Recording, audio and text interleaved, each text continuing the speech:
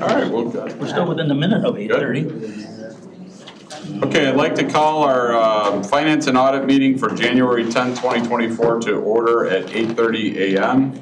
We have all members present except for Terry, and she may be calling in, and if she does, then I will make a motion to have her join remotely. We have minutes for approval. I'll entertain a motion to approve. Teresa, Larry, any questions, concerns? All those in favor say aye. Aye. Opposed? Okay, motion carries. Public comment, anyone? Beautiful member comment? Happy New Year. Thank you to the Transportation Department for the clean roads. Yes, yeah, great. Our first big snowmageddon. You know, we've got 12 inches, you know, and Maybe Friday. yeah. All right, routine consent agenda. Items that members would like removed. Going once, I have one, I'm sorry. It's the, going twice, what page is it? Sorry. 3 times a lady. The 7.6, sorry. 7.6, okay. Any others? If not, then I'll entertain a motion to approve routine consent agenda minus item 7.6. So moved. Larry? Brian seconds. We'll go and vote. Kelly? Yes. Brian? Yes. Teresa? Yes. Carolyn? Yes. Larry? Yes. And myself, yes. Motion carries. Okay. Y'all can go have fun. Wow. It'll be quick, I promise. All right, I got a appointment, looks like 11:30 already, 9:30. All right, I will We be. have a place that could be at time, I didn't think it. So. Okay, we're on to item 7.6. I'll entertain a motion to approve. Kelly moves, Brian seconds. Kelly? So, I completely understand we don't have enough space here. So I would like, first of all, if you could refresh our memory about what all is going to happen there, what that space will entail. Sure. And then also, the increase of the rent seems to be, I mean, I guess 3% isn't a lot, but in 10 years, it'll be $30,000, over $30,000 a month. So I guess, do you know have you talked to people about what the average per square foot is around here? And if that falls in the time? So Scott actually did more with the rent, so I'll look to him for. So using 2 other spaces that we rent, 400 Russell Court, which is where office specialty courts, and we rent space in McHenry for the ROE. This is comparable. It's a much larger space on a square footage basis, but as far as the rent and the cab, it's comparable. It's really hard to compare apples to apples in that respect, but I'm going to say it's, we negotiated that rate down. Originally it was $12.75. We brought them down to $12.25, so we feel a good victory there. But the reality is the space cost is what it is. We don't really have much of an option for something that size in this area. You said 12. I'm looking at the,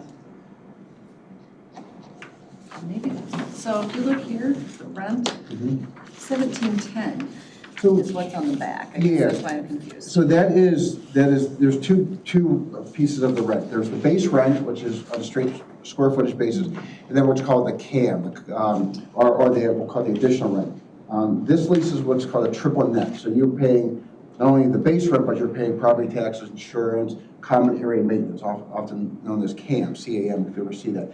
So you have those 2 components. The base rent is fixed. It's going to be $12.25 for the first year and then a 3% escalator every year. CAM is an amount, and that's fluid based on the actual costs for snow plowing and for major building renovations, things like that are passed through to the property owner. Very common in what's called a triple net lease, which is this. We work through that.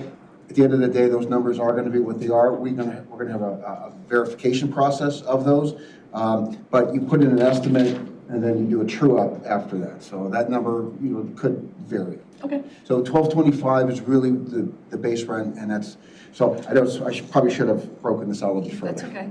That's all right. Thank you. And so what will we be doing at the building?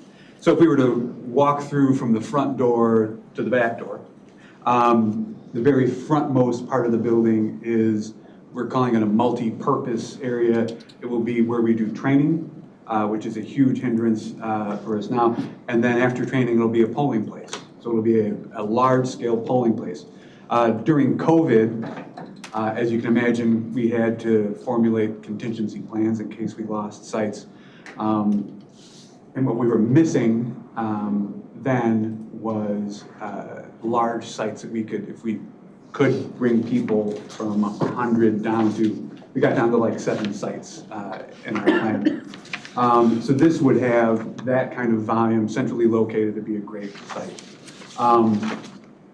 We also will do our tabulation there. So there is a public area where you can watch the tabulation through the window and watch that happen. Again, as we move backwards, there's a break room, some bathrooms, there are a couple offices, and then there are the second sort of third of the building will have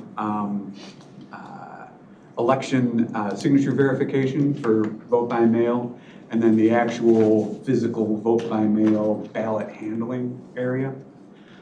Beyond that is our warehouse. So that's where we'll store the equipment, where we will configure, maintain the equipment, and attached to that is what do you call it, where the trucks pull up? Oh, a dock. Dock, thank you very much. Yeah, the caffeine hasn't hit the top floor yet. So a loading dock, which will make taking those parcels on and off of trucks all the easier and faster. And if the county finds itself in a situation where we need a place like we did again during COVID to have like the health department come in and use some space, that front part would be a great opportunity for that. If we ever had a county board meeting that needed to get bigger than this room could handle, or if we wanted to have it simulcast there or something like that, I'd absolutely be open to using that for other purposes as well. Will that polling place be one of the universal ones where anybody can go? It will be, yes. Yeah, absolutely. Absolutely. Thank you. Other questions? Yeah, go ahead, Brian. Oh, not really a question, but just a comment. I think the other thing that we have to really strongly consider is the fact that not only are we having expenses in terms of rent, CAM, et cetera, but we're saving money in terms of the pods for storage. Yeah. And we have so many opportunities now in terms of the internal space in this facility to be able to move that to move forward. So I think it's really important. Yeah, absolutely. And you know, one of the, and I mentioned here that I appreciate how the other folks in the building have been very gracious in how we've done that. But just this morning, I was walking in and another employee from another department, she says, how long is the lunchroom going to be taken up? And I said, well, probably through April. She was, you know, not entirely happy about that.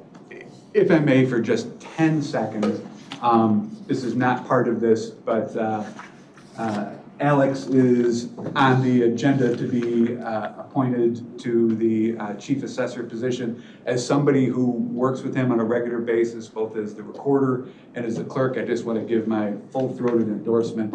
He has been a great partner from well before I was ever in politics, when I brought my mother-in-law down here to help understand why her taxes were so high, to as recently as yesterday when we were on a conference call about some new systems that we're going to be working together with. So he is an excellent choice if there was ever any question. So thanks. And thank you. Honestly, I'm not done. Oh, sorry. Okay. All right. Okay, it's not. Okay, that's fine. So conceptually, I love the idea. Price-wise, this is a horrible, horrible lease. I know you negotiated, but why are we focused on a retail space versus a commercial space? I don't know that we're focused on a retail space versus a commercial space. We do need sufficient parking if we're going to be a polling place. We need to be ADA compliant if we're going to be a polling place. We should be easy to find if we're a polling place. And that's a big part of taking some of that burden off of this building, because these two conference rooms are used starting, early voting through the end of the voting period. So those are some reasons. So, okay, parking, how 50 spaces, 100 spaces? I mean, I don't, what do you?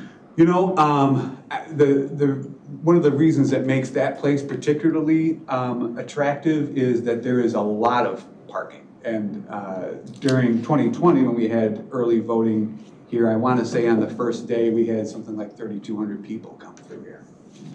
So we had people all the way out the door, down the stairs, out the front door, around the building, and started to turn the corner on the sidewalk back. So parking and public access it was a strong consideration. Well, so at some point, and I don't know what you said, when was this that happened?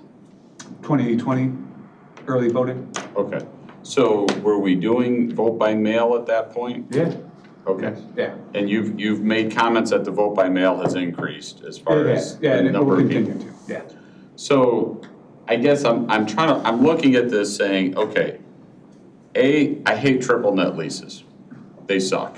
Because the landlord, in essence, is in control. And yes, you audit it, and they have to provide the information, but at the age of that building, there's a lot of work that's gonna be done to that building over the next 10 years, which the county's gonna be picking up. I mean, out of that whole strip center, we're probably a third of that strip center? 25%. 25%? Okay, a quarter of that? So, my problem with the triple net lease is you don't have a say, we don't have a say in what work gets to be done there. None of the tenants do. That's a problem for me. Monetarily, I don't like that. The second, when you look at how much we're paying, let's 2 seconds, assume that CAM stays what CAM stays. You're paying over what was it again? $2.8 million in 10 years for a lease of a space that we have nothing to show for it at the end of 10 years. On the best side. And that's not even with the increase of the 3%. So you're talking well over $3 million. This doesn't even include, it includes, I'm assuming, a portion for build out. That build out is not included in the rent. That is a separate line item. Even worse, you're not making your case any better. My problem is for $3 million, there is commercial space available here in Woodstock that has the parking, has the loading docks, has the ability for people to gain access, and you have 16,500 square feet is what I calculated. Right. Which I know when we talked a month ago or 2 months ago, when you came and kind of presented the idea that, that might be a little bit big, but you could easily utilize it. So there's other spaces here in Woodstock that are even bigger than 16.5 for cheaper than $3 million. Where? Right. The building next to me is open. I'm on Beekman Street. The building next to me is vacant. It's not on Route 47. Huh? It's not on Route 47. It is right off of Route 47. But it's pretty low profile. Correct. But that's my whole point. Are we looking for retail space? I think the Visibility was a factor. And I think we looked at several spaces, we focused in on the. Okay, so what about the space in the Harley Davidson section side of it? The Harley Davidson building? We considered that. We did consider that. For a host of reasons, it was marginally bigger than what we have currently. The layout was a bit odd and the entrance was a bit odd, especially for people that might have disabilities. It might be compliant, but it was peculiar, to say the least.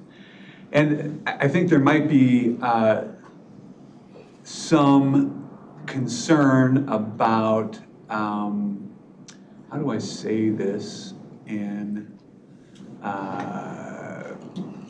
polite sort of way. You can be blunt with me, I don't care. Yeah. You know, the nature of Harley Davidson loving people carries a certain image with it. And I would hate for people to feel like they didn't feel they belonged there because they didn't belong to that group that appeals to that. Stigma, yeah. I hear you. Yeah. Well, you wanted, but the point was someone wanted something on 47, so I just threw that out. Yeah, no, we looked at it. We looked You at know, it. It was in the short list. And we looked at the Shop Fresh market, the former Wisted's. We looked at that property too, which is 26,000 square feet. But for a whole host of reasons, that would have been, I guess in your estimation, a worse deal, just because of all the challenges just before you can step foot in the property. Yeah. Where, Scott, I'm The sorry? former Wisted's, the Shop Fresh market, which is just. Irving and 47 or Yeah. Judd and 47. On the corner depending there. on Which way you Yeah. go. Dollar General. That building's even old. Yeah. But it's cheap. Oh, I'm sure of that. Yeah. And I can appreciate the comments, and you know, we're challenged without much in terms of suitable, viable options. We wish we had something within the county's portfolio, but we don't. This is a Well, but solution. we're paying for retail space. That's my issue. Understood. And I just don't, they may be, the price they're charging may be a very fair price for retail, but you also know that how many things have gone in that space and have left that space because of a myriad of reasons. Secretary of State. And yes, the Secretary of State has their offices. Which And are they should be paying even a that bigger draw. Yeah, are they That's the- paying that much for it? That's even worse.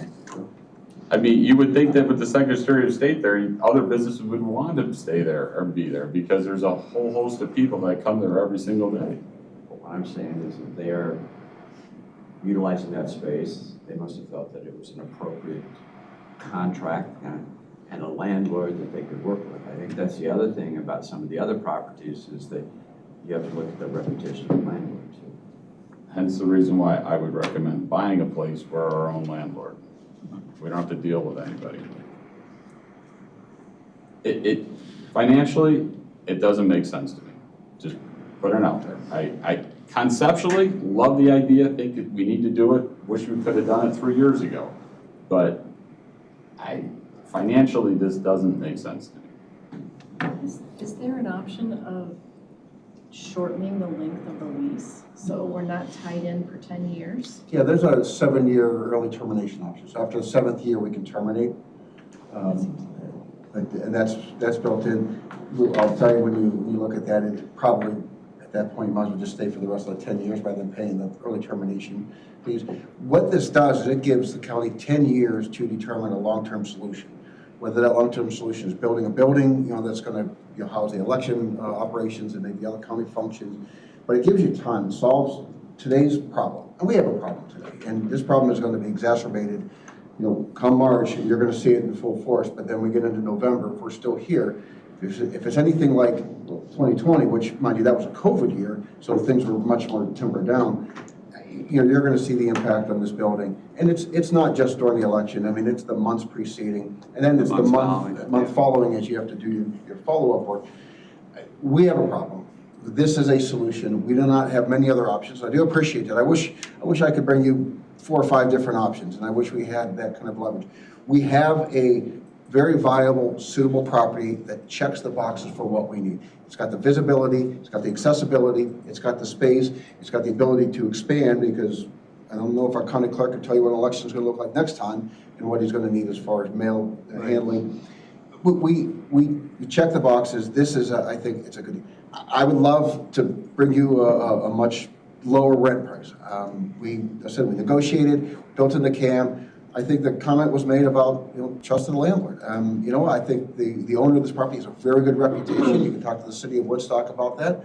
I'm fully confident in what we're going to do. The CAM is limited, so if we have to replace, if the, say the HVAC unit goes out on the building, That's not our cost. That's at the owner's cost, and that's not part of the CAM. That's not maintenance. That's a capital improvement. So we're going to separate things like that out. I think we're going to come up with a very good lease. You know, I guess, you know, price is unfortunately what it is. This is what we can do. I don't know what a good price point would be, but, you know, we're talking, you know, is it 10% higher than you want to see or what? But at that point in time, this is what we have. And like I said, I wish I could bring you more. The other option is to not enter this lease. This is not an obligation for the county. We have a problem, this is a solution, or we continue to live with that problem. But that problem is going to create more and more hardship, and I think our clerk may have the, you know, may put you in a position to say you need to solve this problem. So we're bringing you an option. I think this, from a staff perspective, working with the county clerk, this is a good option. Like I said, you know, it's more expensive than I would like it to be, but I think we did our best to negotiate it down, and I think for a 10-year period, it gives the county time to consider a long-term solution, or this arrangement may work out great like it did for the Secretary of State, and you might stay in there for a longer term. Did you work out what the total cost this would be outside of CAM? Yeah, well, I did. I have that on my spreadsheet. It's about 3.3 million. 3.3, because I was going to do the math for tomorrow, but if you did it already. You know, now, after the meeting, I'll show you that number. And if you calculate out to the cost of a building for 16,500 square feet, at, let's say, even a low-end cost of $400 per square foot for build, you're talking well over $6 million, about $6.6 million. And that's assuming $400 per square foot build is a good price. We know that that's been changed, you know, because of just labor costs and supply costs. Yeah, I wouldn't recommend building a building when you can purchase a building. I just, yeah. I guess one of the things the board/committee needs to consider is the visibility of it. Is it critical that we have this building on 47 or a space on 47 versus some other location that, and I understand the Woodstock thing because you got people that are going back and forth. So I'm not recommending at all that you go to, you know, Crystal Lake or Huntley or wherever. Right. But, you know, I guess that's, I mean, you know, there's commercial property off of McConnell that's space that's available. That's, you know, a newer building. So I guess that's a question for the board members. You know, is it worth putting that money into a space just because it's on 47, it's retail, versus a space that perhaps is not on 47? I don't know the visibility thing. I don't know how critical, to me, if someone knows where they're going, I mean, they're gonna go to the place. I mean, I don't know that it matters that if it's on 47 or not, but that's me personally.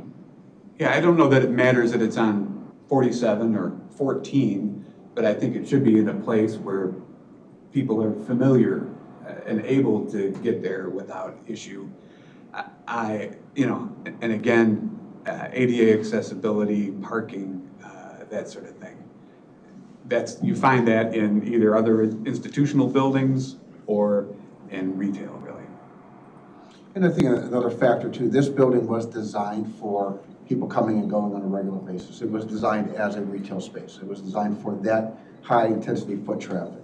Other buildings may be more of a workplace. They may be more of an industrial type configuration that isn't as conducive to this type of direct, easy access for the user. And you have to keep that in mind too. So not all commercial spaces or industrial spaces, you know, would check these boxes. Yeah, but you're also, again, the difference between what we're talking about doing in retail is we're talking about a aggressive use of retail for 3-4 weeks, twice a year, 5 weeks, I guess, depending on how long the cycle is.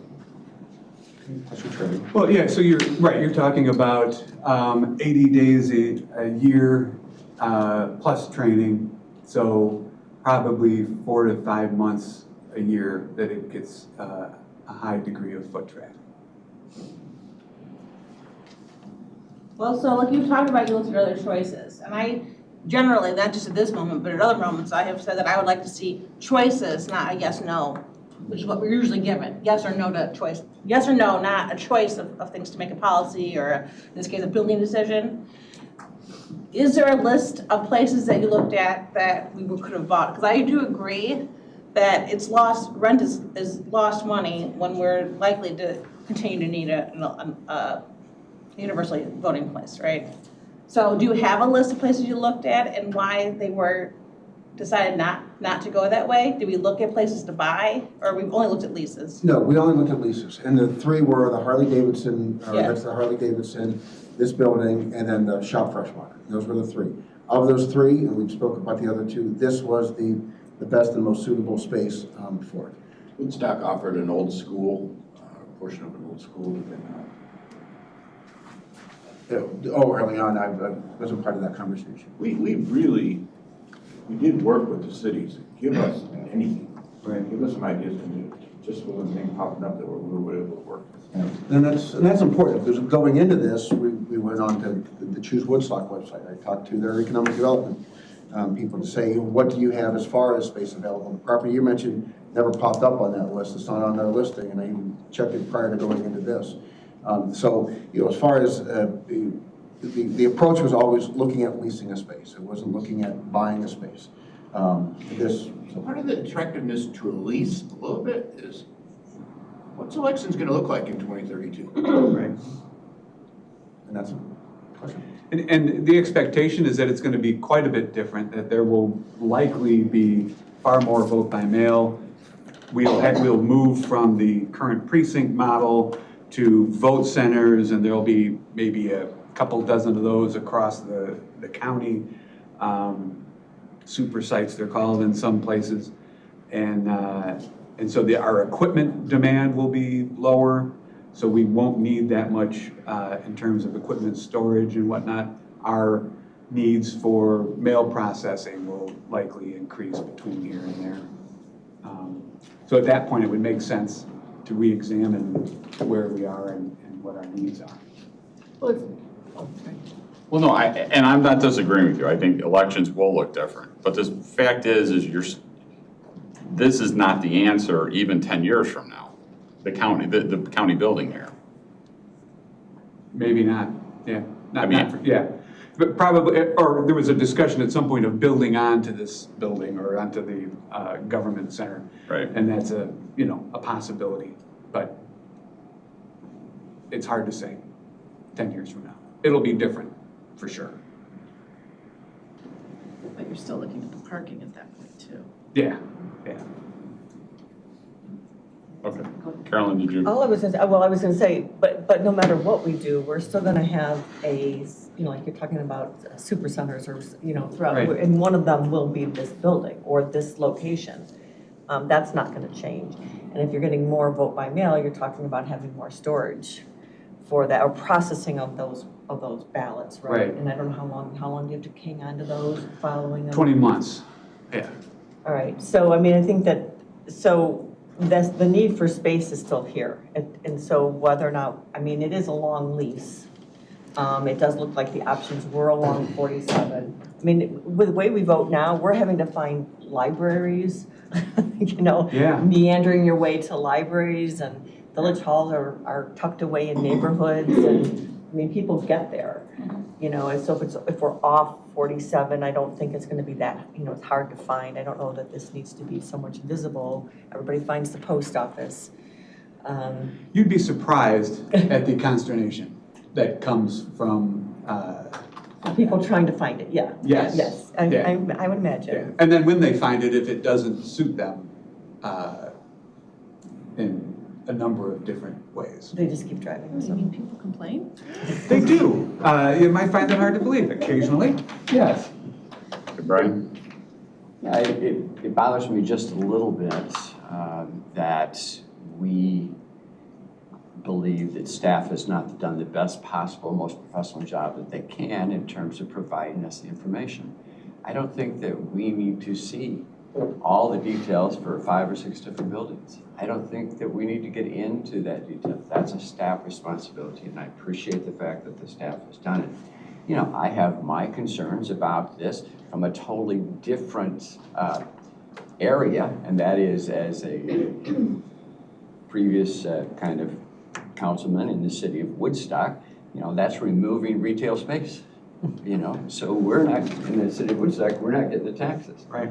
But I also believe that it is a good site, it checks the boxes, and it is a most appropriate approach on an interim basis, because again, we keep saying over and over and over again, we don't know what is going to be down the road. We have an out here in 7 years, if that's what we need. Yes, the lease is expensive. Leases are expensive. They are. And so I think that staff needs to be thanked and congratulated, commended, because I think they've done a good job of checking things out and looking at it and moving this recommendation forward. I fully intend to support it. Just, how much do you spend or we spend on storage every year approximately? Outside of this building, it varies. So this year, we're gonna spend about $7,000 to $10,000. Yeah. All right. But we will occupy all sorts of places in this building in the interim, so, yeah, some cost, but cost nonetheless. I guess I understand wanting to purchase a building, but I am afraid of that commitment, I guess, because we don't know what things are gonna look like in 10 years or 8 years. And the other thing too, I guess we gotta think about is like plowing, maintenance. We may be paying for it, but we aren't using our staff time to do that. So if we have a snowmageddon and it's an election time, we don't have to take care of that. I worry about the cost, but I think we need a change from here, and I would like to give the staff their lunchroom back too. Yes, yeah. Anything else? Okay, we'll go to vote then on item 7.6. Brian? Yes. Teresa? Yes. Carolyn? Yes. Larry? Yes. Kelly? Yes. And myself, no. Motion carries. We are on to, Carrie. We don't have anything on our advanced McHenry County, right? No. Okay. Then we're on the reports. Come on down.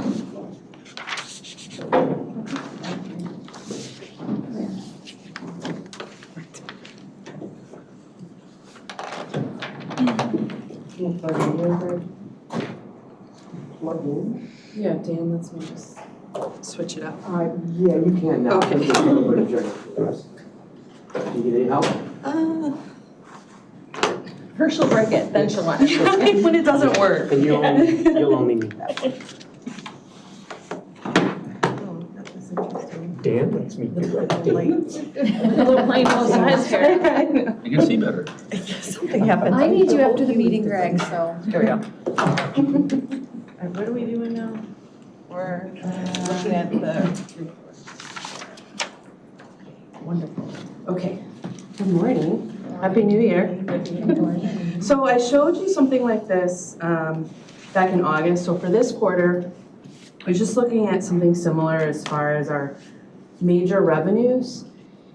And we're still really just starting the audit, so this is not going to be our final numbers. I want to make sure everyone understands that. But just kind of a first look at where I think we'll be ending the year as far as our major revenues. So I went through again, and some of these distributions are inconsistent by the state, so that's why this one is green, even though it's only at 90%, but it's just through October.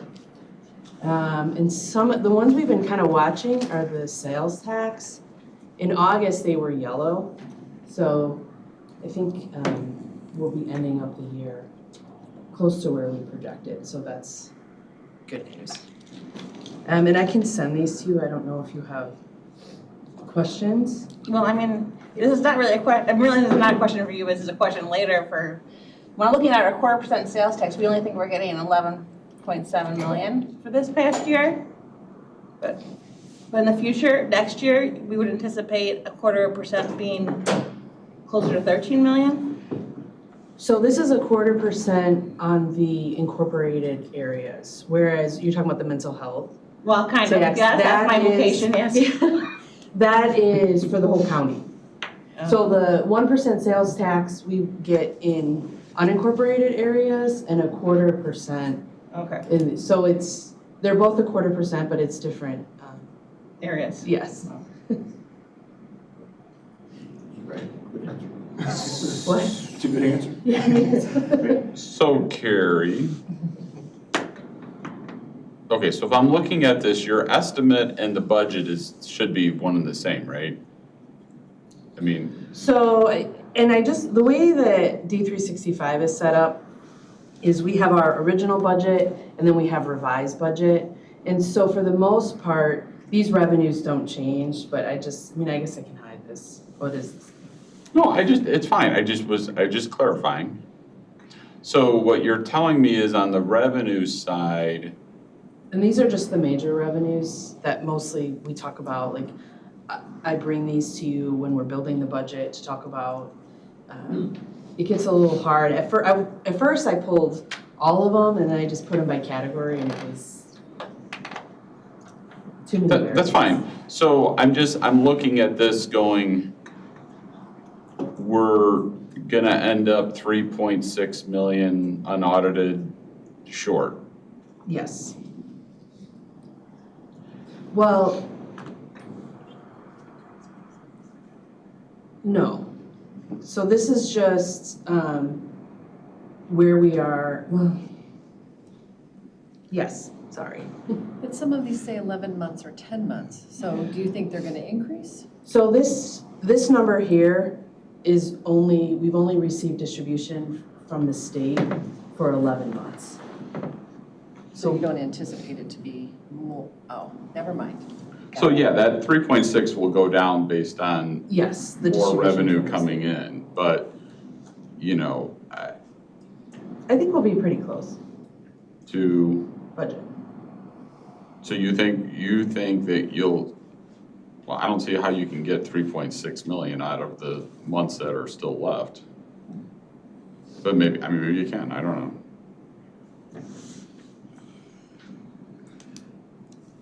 It's fine, I'm trying to figure out, so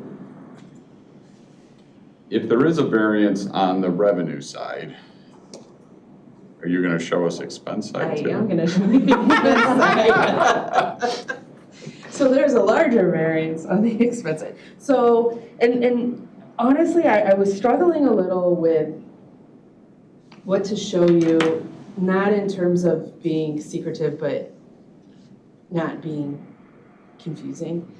So these are all funds, and this is expenses, and so I know for, you guys are all experienced with the budget, but for some of the board members, where last budget was their first time through, just talking about things throughout the year that do impact the budget, when we get there, it's just maybe making the connection. So this is where I think the original and revised is more important. So this is the budget that was approved in November. And then this just shows you all the changes throughout the year, how much it increases, which the vast majority is the roll forward, which you guys saw on this agenda. So what I did to try to make it a little more comparable, even though this revised budget has slightly different numbers because it was the roll forward from last year, but I just took out those numbers because we're not going to spend it in this column. So I took it out to come up with kind of like a final revise. So then if you look at our actual expenditures versus the final revised, we're gonna be under budget by a different amount. But these, I think the expense numbers will change probably more than revenue as we go through the audit. The biggest part, I think, and I don't wanna say where we, missed the budget, but when we were coming out of the COVID year, we saw a lot of increases in the commodities. So we put a lot into non-departmental for fuel is the biggest one, and then some other contingencies. And so we didn't end up using a lot of that, so that just rolls back into the variance. This one here, so personnel is, this is fine in total, but it's off on certain funds, so I may be coming back to you guys to talk about this more, see what Baker Tilly says. But otherwise, I think it's pretty close in total. So I appreciate you showing us all this. I think the only way you could probably, I don't want to say make it more clear, but make it more user-friendly is to take out, like, a lot of the transportation dollars inflate this up. And so when you start looking at that, you know, they're not spending that money till they have it, until the project needs it. And so, like, some of that. Right, so that's why when you take it out of the roll forward. Right. Yeah, but it's still not an exact comparison because the revised budget includes the roll forward from last year. Correct. So, you know what I know, and I guess part of my point in showing you this is, I know in this last budget cycle, there was a lot of talk about, well, why are we so much lower than budget? And I think, you know, when I worked at the hospital, it was very, like, every month we would look at revenue and expense and where were we off.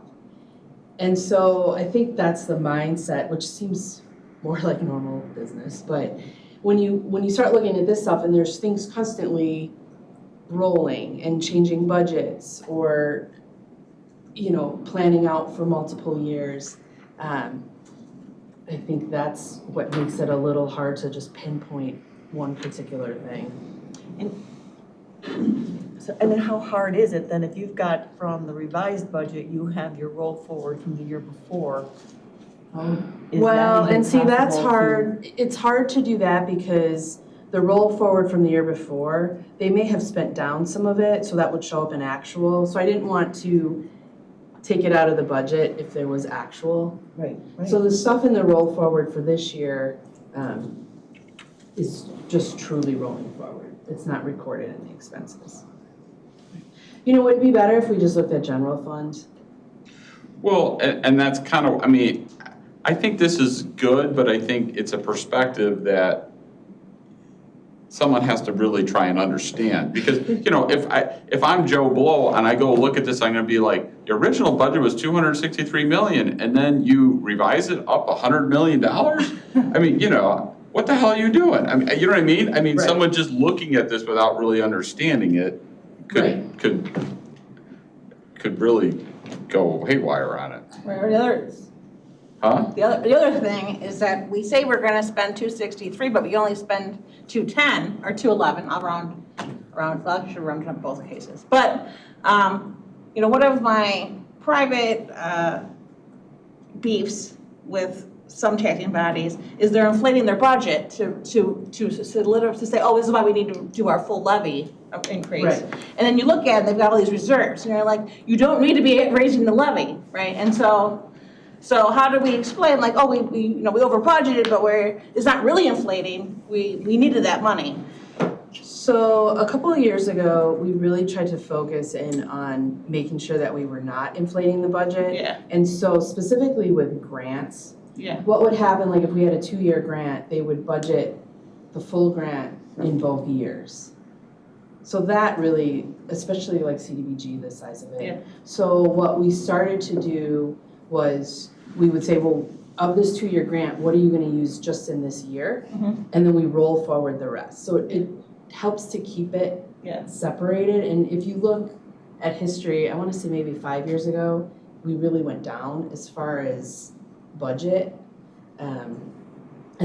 That was mostly from the grants. But then, like what Mike said, is the highway projects really skew it. Like if you, the roll forward from last year, I think was 65 million.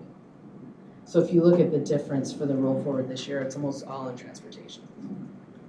The difference. Right. this is in response to our request to Carrie Right, to provide us information. right.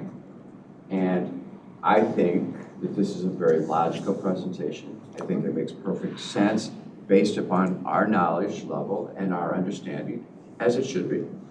I don't think this should be necessarily seen as an exam every time Carrie comes in here that we're going to quiz her on this or quiz her on that. I don't think that she needs to have that feeling. I think we've asked her for this. It's extremely logical. Yes, there is the challenge of rollover. That is the way government works. It is the way that it works.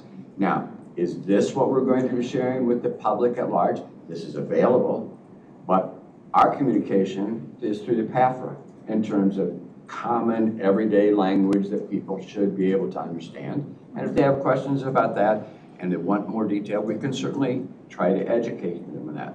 But let's not confuse what the public is digesting and being provided and what we have requested as a finance committee, which is most appropriate, but we can understand this. So I'm pretty satisfied with this. I really appreciate the struggles that you've gone through and the efforts that you've made to kind of bring this forward to us in a format that is not absolute. I mean, it continues to carry forward. So I'm looking at this, and I know they're small amounts. You have like contractuals are a little over 9%, and capital 17. Just wondering, is this because we didn't purchase certain things that we anticipated, or didn't have projects that we didn't do that we had planned? Just because that's $11 million right there.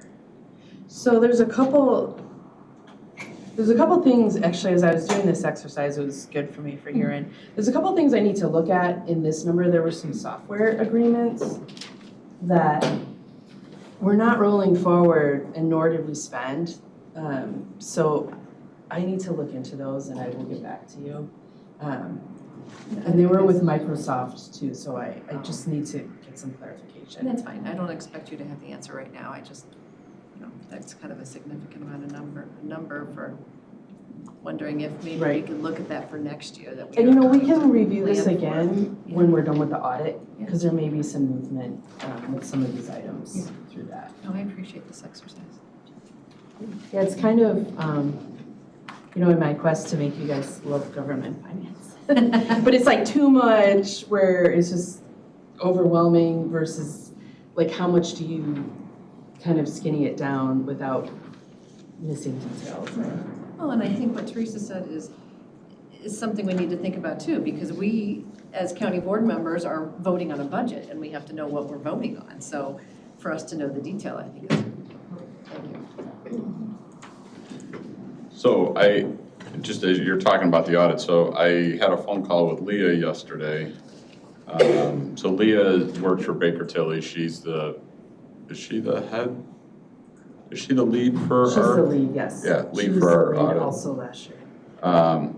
So she said things are going very well, and that, that they're hopefully will be here on time. She goes, do I need to actually show up? And I'm like, when you report? She goes, yeah. I'm like, that'd be very nice. She's like, well, I could call in. I'm like, no, I think being here would be good. Yeah. But she said, yeah, she complimented the staff. She said, you guys did great and everything's going along well, so. Yeah, they were out for prelim just before Christmas, and things are going well. So I think as we're learning, every year it's getting better. Jeremy now has, he's starting from the beginning, so I think it'll be good. It's good to have fresh eyes. Yeah. And just really quick, because I'm sure you guys didn't forget, last month, I promised. And this is, I guess, to Member Sager's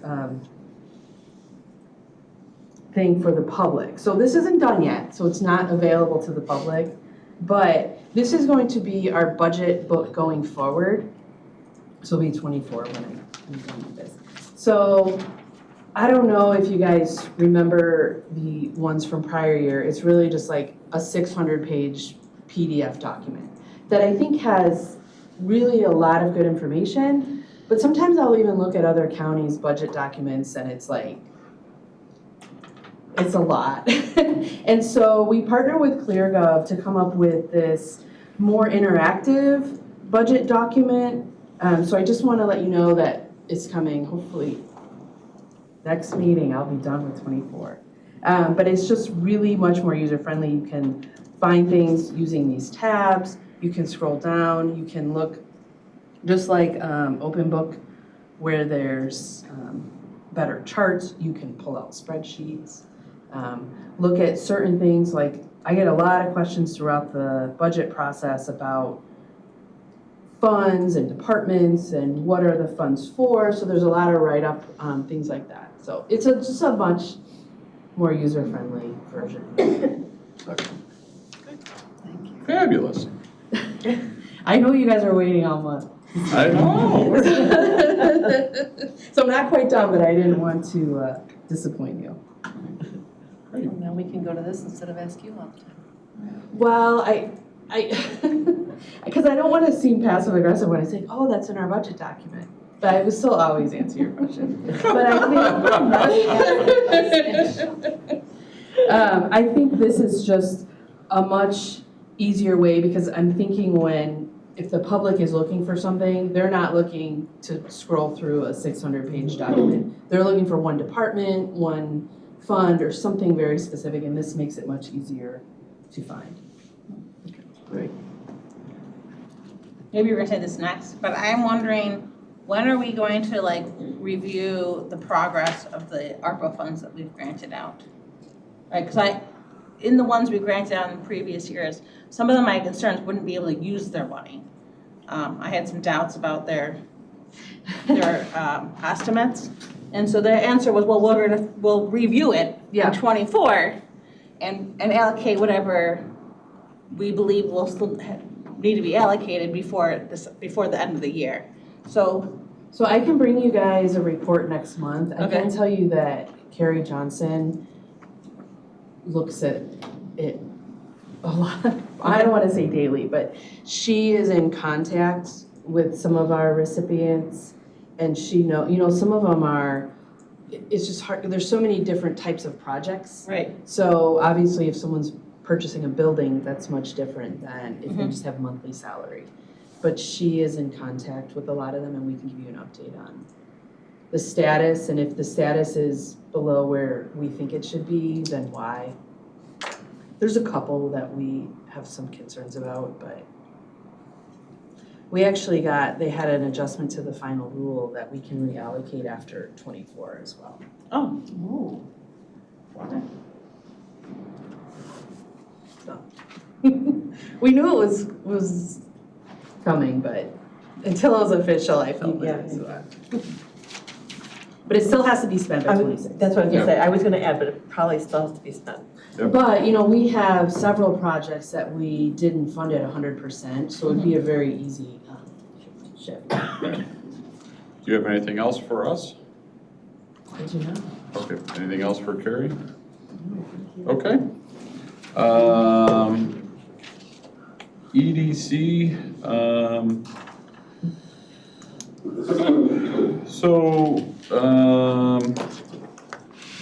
I can share with the group that the exec committee and the full board have been meeting quite a bit to not only talk about where we're going as an organization, but what we want to look for in a new president, executive director, whatever we're calling that individual.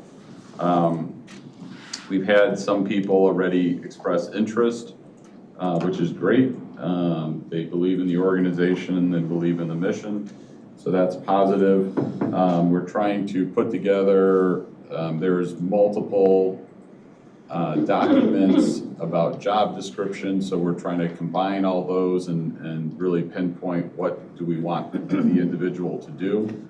So we're working on that. We're diligently working on the budget for 2024 to try and put that together based on revenues. the revenues are the driver for the organization in the sense that you can't put programs in place or do things without the revenues. So we're trying to lock in that side of it before we then decide what it is what programs or what things are we going to do with that revenue. So we're hoping to have that to the full board. The exec committee met yesterday. Well, we've been meeting at least every week, if not a couple times a week. A formal meeting was yesterday, and then the full board is in February, and we will have all that together for the full board for the February meeting. I don't know if is there anything else on EDC that I can think of? When do you anticipate hiring a president? We haven't set a timeline yet. We would hope that by the end of January, we would be out looking or have,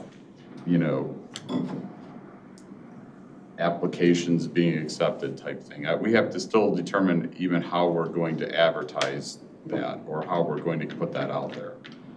There's a couple of EDC, I'll say, job search type things, which I think would make the most sense, but we may go other avenues also. Our biggest, in all honesty, our biggest challenge is the revenue stream to pay the person. Because when you look at what, especially here in the Chicagoland area, what other EDC directors, heads, whatever they're called, make, it's way more than what we can offer. And so it becomes difficult to try and close that gap. So does that mean we kind of restructure the job, which is kind of why we're doing the job description to try and bring that down a little bit, or the job responsibilities, or, I mean, you could get lucky and find some individual who's already retired from whatever their other career was that really has a passion for economic development in McHenry County and is willing to do the work at a reduced cost, because they already have their situation. We can hope and pray that kind of situation would come along, but that may not be reality either. So it's a challenge. It's a difficult challenge that we're trying to overcome. So it's a public-private partnership, correct? So Yes. we actually participate with them, and we do provide, we provide some funding. We provide $160,000 a year. Okay. And so when you go to look at your revenues, I mean, because this kind of came up with another issue, do you guys ever come back to us? How long has it been at 160,000? And does that go up to, or? Honestly, it's down from where it was a few years ago. It was 166 at the high point. I think about 4 years ago, it was reduced to 160. Yeah. So, because I'm kind of trying, it's always been kind of like this, kind of not totally elusive, but somewhat elusive partnership, because I'm not involved on the executive board and that sort of thing. But always interested in it for the last probably 5 years, in just terms of being at the dinners and hearing what's going on. But, so my question is, as you decide about what you can afford to pay based on revenue, and what, is that also going to include, like, maybe coming up with a strategic plan at the same time? Like, okay, assuming that this is what we think the revenue sources are, and we're going to kind of move in this direction, is that part of what you guys are doing at this point? So loosely, yes. So Okay. we would like to go through a whole strategic plan, because we did one, but it's been a while since we've done one. So, but naturally you want to have whoever is leading the organization be a part of that. You don't want to do it in a vacuum outside of them, whoever that is. So what we're trying to create is the vision for where we feel the organization would do the best in the county right now, and present that as a vision to whomever we're presenting the job to. And then very quickly after that individual is hired, go through a strategic planning process to really solidify the direction and the outcomes that, as a board and as staff, where we want to go. Okay, so then coupled with that is if we've actually gone down in the funding that we provide, and we know that these things cost more over time in terms of the staffing, and I know it's a partnership, so it's not just, this isn't being funded entirely by us. I know that there's. Investors. I'm sorry? Investors is what There's they're. investors, and there's also things, I think that when you bring companies in, maybe there's some kind of money that comes with that. I don't know exactly. Well, so there's the public side, which is the county, which Right. the county contributes 160,000. Right. And then there's the investors, and the investors are businesses that are a part of the organization and municipalities that are a part of the organization. So they both provide funding to EDC in order to operate. Operate, and then there's certain like functions that you do that bring in additional dollars as well, like if a business The relocates annual or dinner something. and The yes. annual dinner is big, Correct. and that was new. I think was started in 2018 or something like that. Annual dinner? Yeah, as the big fundraiser when Jim came No, in, or? we've been doing that an for annual years? dinner since I've been on the county Okay. board, so. So then, I guess my question is what is our commitment as a county to the partnership? And if this is, if this is something that we believe in, why are we not, why is it staying level when expenses are going up and salary costs are going up? And is there some? Yeah, I can speak to that. There's actually a contract the county has with MCEDC that sets that level. And it's a 4-year contract. I believe we're in the last year of that contract. I'm confirming, but it'll come back before this committee and ultimately to the county board to review. And that's mentioned, the previous contract was $166,000. Based on some changes, removing an audit requirement that we had previously that would save them some money, we dropped it down to $160,000.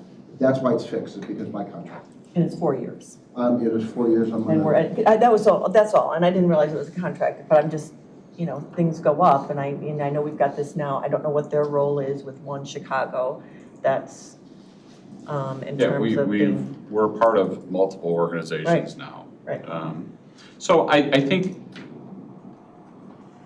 for me personally, as liaison, I have a hard time coming to the county board and asking for more money when I need to get a better handle on how it would even be spent. Okay. I just That makes don't. sense, You I know how it's being spent right now, but is that in the best interest of county economic development? Okay. And until we can solidify that and get that answer, then I just have a hard time coming to the county and asking for more money just because I'm asking for more money.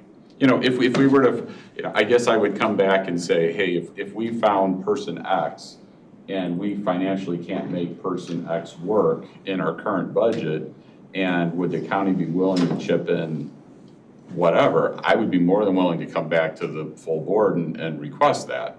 But But you're not there yet. we're not even there yet. You're not yeah. there yet, and then we're in the middle of this contract, so this is all gonna come up when we renegotiate the contract, and then you guys can kind of solidify where you're going. Correct. If I can just confirm, we are in the last year of the contract, it expires November 30th, 2024.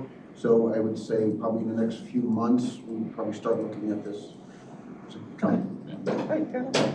Thank you. Anyone else? What is the total budget, approximately, or?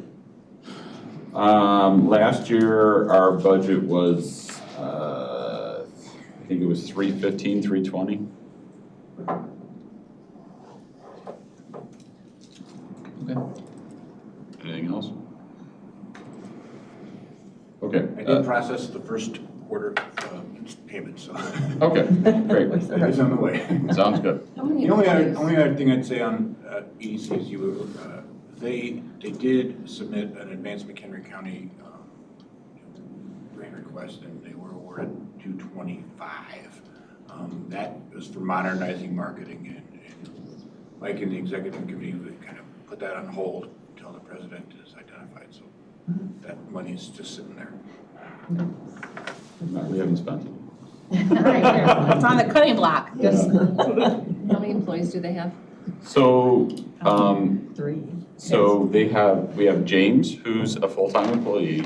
We have Jean, who is a part-time employee, and Jean will be leaving in March. And then we have Ed, who's a full-time employee. And we have Carrie, who is our accountant, basically, who's who works like, 4 or 5 hours a week, basically. Will they be replacing Jean? Again, that's part of the discussion about how we're structuring, yes. Got it. We need to replace the responsibilities that she had and put them someplace. So, and in all honesty, that's part of the discussion we're having, because with limited personnel resources, because that's a big budget driver, we have to make a decision when it goes back to the strategic plan or what our mission is, where we put those resources to, and what are we gonna spend that, the employee time on, doing stuff. So naturally, doing all of the things that we're doing for economic development, meaning, the site searches and getting the information for the municipalities so they can bring in companies, those are all mission critical to what EDC is supposed to be doing. So you don't want to get rid of that stuff. But, we were also doing a lot of other programs. We had the whole program with the high schools that was set up, bringing them into manufacturing and understanding what that looks like. So, that's also mission critical, but is it more mission critical than some of the other things? And so we have to kind of weigh all that and, determine how much. We have a finite number of personnel hours per week, and what they spend that time on is kind of what we're trying to figure out.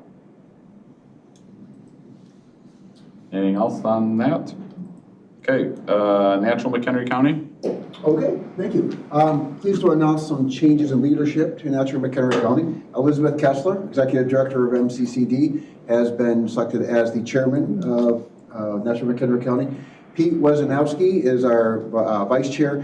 He's connected with Julianne's Frozen Custard. He runs a marketing business, very active on the board. So he's the Vice Chair, and they've selected me as the Treasurer. So that's why I have to report.